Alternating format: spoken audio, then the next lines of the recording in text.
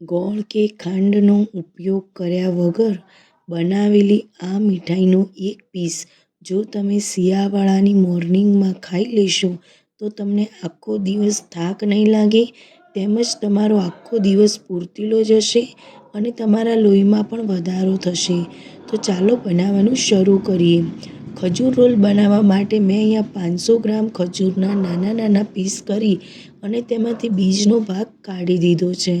હવે આપણે તેને નરમ કરવા માટે પ્રેશર કુકરની અંદર અડધા ગ્લાસ જેટલું પાણી મૂકી અને તેમાં સ્ટેન્ડ મૂકી વાટકામાં મૂકેલી ખજૂરને સ્ટેન્ડની ઉપર રાખી દઈશું અને તેની ઉપર આપણે સારી રીતે એક ડીશ ઢાંકી દઈશું, જેથી કરીને ખજૂરની અંદર પાણી ન પડે અને ખજૂર સારી રીતે વરાળમાં બફાઈ જાય. અને પ્રેશર કુકરનું ઢક્કણ વાંકીને આપણે 5 વિસલ કરી દઈશું. જ્યાં સુધી ખજૂર થાય છે ત્યાં સુધી આપણે કઢાઈમાં 1 મોટી ચમચી જેટલું ઘી એડ કરીને ડ્રાયફ્રૂટમાં 1.5 કપ જેટલા મેં કાજુ અને બદામ લીધા છે. તમે તેની જગ્યાએ પિસ્તા, અખરોટ વગેરેનો પણ ઉપયોગ કરી શકો છો અને તેને પણ સારી રીતે આપણે રોસ્ટ કરી દઈશું. લગભગ તેને રોસ્ટ કરવા માટે મને અહીંયા 2 થી 3 મિનિટ જેટલો સમય લાગી ગયો છે. જ્યાં સુધી કાજુ બદામમાંથી સારી એવી ફ્રેગ્રન્સ ન આવે અને ગોલ્ડન બ્રાઉન એવો કલર ન આવે ત્યાં સુધી તેને સારી રીતે તમારે રોસ્ટ કરવાનું છે, તે પણ એકદમ મીડિયમ ફ્લેમ ઉપર. જો કાજુ બદામ તમારા સારી રીતે રોસ્ટ થઈ જાય ત્યારબાદ તેની અંદર તમારે 4 મોટી ચમચી જેટલા મગજતરીના બી પણ એડ કરવાના છે અને તેને પણ ફૂટે નહીં ત્યાં સુધી સારી રીતે રોસ્ટ કરી દેવાના છે. જ્યારે તે બધું રોસ્ટ થઈ જાય એટલે તેને એક પ્લેટ કે કોઈ વાસણની અંદર તમારે એને કાઢી દેવાનું છે અને તેને સારી રીતે ઠંડુ થવા દેવાનું છે. જ્યાં સુધી આ ઠંડુ થાય છે ત્યાં સુધી આપણે હવે પ્રેશર કુકરને ખોલી દઈશું. જો તમે જોઈ શકો છો ખજૂરમાં જરા પણ પાણી નથી પડ્યું અને જે પાણી નીકળ્યું છે બધું ડીશ ઉપર પડ્યું છે. હવે આપણે સાણસીની મદદથી ખજૂરને બહાર કાઢીને તેને ચેક કરી લઈશું કે ખજૂર નરમ થઈ છે કે નથી થઈ, કારણ કે આપણે અહીંયા રેગ્યુલર ખજૂરનો ઉપયોગ કર્યો છે.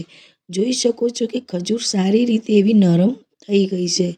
હવે આપણે તે કઢાઈમાં 4 મોટી ચમચી જેટલું ઘી એડ કરીશું અને આપણે નરમ કરેલી ખજૂરને આપણે સારી રીતે શેકવાની છે. પણ તે પહેલાં આપણે 2 મોટી ચમચી જેટલી દ્રાક્ષને ગરમ ઘીમાં એડ કરી અને તેને પણ જ્યાં સુધી ફૂલે નહીં ત્યાં સુધી આપણે તેને શેકી લઈશું. હવે તેની અંદર સ્ટીમ કરેલી ખજૂરને એડ કરી દઈશું અને તેને સારી રીતે હલાવતા જઈશું. ગેસની ફ્લેમ તમારે મીડિયમ રાખવાની છે, જેથી કરીને ખજૂર નીચે તળિયે ચોંટી ન જાય અને દાઝે પણ નહીં અને તેને સારી રીતે હલાવતા જવાનું છે. જો તમે ખજૂરને એમનેમ છોડી દેશો તો ખજૂર નીચે ચોંટી જશે અને દાઝી જશે અને તમને રોલમાં ગંધ આવશે. તો તમે સારી રીતે મિક્સ કરતા જશો અને હલાવતા જઈને શેકી દેવાનું છે. ખજૂરને મેં અહીંયા મોટા પીસ મોઢામાં ન આવે તે માટે મેં ભાખરી દબાવવાનું જે હોય છે તેની મદદથી તેને સારી રીતે પ્રેસ કરી દીધું છે. જો તમે તેને ચાહો તો ગ્લાસની મદદથી પણ પ્રેસ કરી અને નરમ કરી શકો છો. જ્યાં સુધી આવી કન્સિસ્ટન્સી ન આવી જાય ત્યાં સુધી તમારે ખજૂરને એકદમ હલાવતા જવાનું છે અને શેકતા જવાનું છે. જ્યારે ખજૂર બધી જ આવી રીતે એકસાથે મિક્સ આવી રીતે થઈ જાય ત્યારે સમજી લેવાનું કે ખજૂર સારી રીતે શેકાઈ ગઈ છે. ખજૂર શેકાઈ જાય એટલે ત્યારે તેની અંદર તમારે જે રોસ્ટ કરેલા કાજુ બદામ હતા તેને પણ એડ કરીને સારી રીતે મિક્સ કરી દેવાના છે. તો હું અહીંયા કાજુ બદામને એડ કરી અને તેને પણ ખજૂરની પેસ્ટની અંદર મિક્સ કરી રહી છું. તમારે કાજુ બદામને એવી રીતે મિક્સ કરવાના છે કે જેથી કરીને રોલ સરસ રીતે વળે, એક પણ પીસ છૂટો ન પડવો જોઈએ.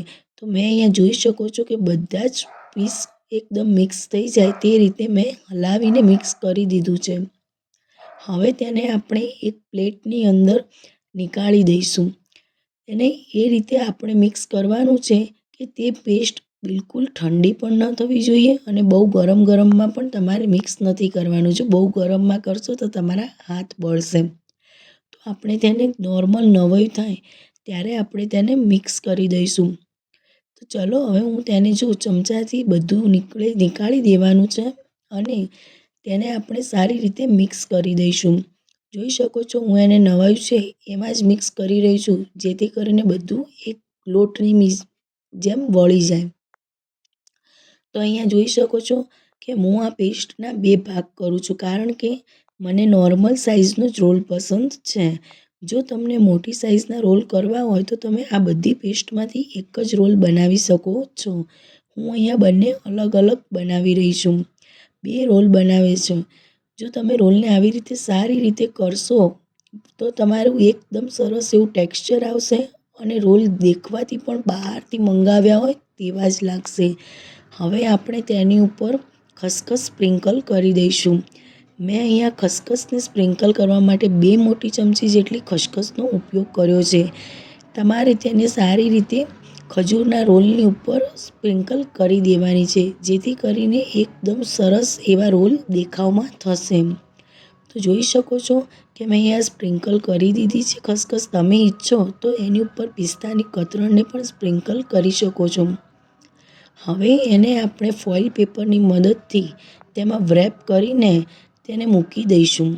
તો મેં અહીંયા જો ફોઇલ પેપર લીધું છે અને તેને આપણે એકદમ સરસ એવો ટાઈટ એવો રોલ વાળી દેવાનો છે, જેથી ખજૂર રોલ એકદમ સરસ રીતે સેટ થઈ જાય અને બિલકુલ પણ ખુલે નહીં અને તેના સરસ એવા પીસ પડે.